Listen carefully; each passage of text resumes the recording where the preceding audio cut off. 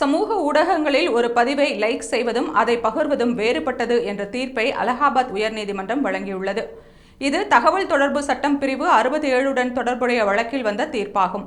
இந்த பிரிவு பாலியல் ரீதியான உணர்வுகளை தூண்டும் வகையில் உள்ள பதிவுகளை இணையத்தில் வெளியிடுவதையும் பரப்புவதையும் குறிக்கும். ஆனால் லைக் மட்டும் செய்வது இதன் கீழ் வராது என நீதிமன்றம் தெரிவித்துள்ளது. இந்த வழக்கில் இம்ரான்கான் என்ற நபர் சமூக வலைதளத்தில் ஒரு பதிவை லைக் செய்ததற்காக கைது செய்யப்பட்டிருந்தார்.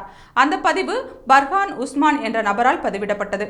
அந்த பதிவு உத்தரப்பிரதேச மாநிலத்தில் உள்ள ஒரு கலெக்டர் அலுவலகம் முன் 600 முதல் 700 பேர் ஒன்று கூடி ஜனாதிபதிக்கு மனு அளிக்க முயன்றது பற்றியது. இதை போலீசார் இரு பிரிவினருக்கு இடையே கலவரத்தை தூண்டும் சூழ்நிலையை பார்த்து தகவல் தொடர்பு சட்டத்தின் கீழ் பதிவு செய்தனர். இம்ரான்கானின் தரப்பில் வாதாடும் போது அவர் எந்த அவதூறான பதிவையும் பகிரவோ அல்லது வெளியிடவோ இல்லை. அவர் அந்த பதிவை லைக் செய்தார். இந்த தரவுகள் அவரது ஃபேஸ்புக் கணக்கில் இல்லை என்றும் அதற்காக அவர் மீது நடவடிக்கை எடுக்க முடியாது என்றும் கூறப்பட்டது. நீதிபதி சௌரவ் ஸ்ரீவத்சவ் தலைமையிலான அமர்வு இந்த வழக்கை தள்ளுபடி செய்தது.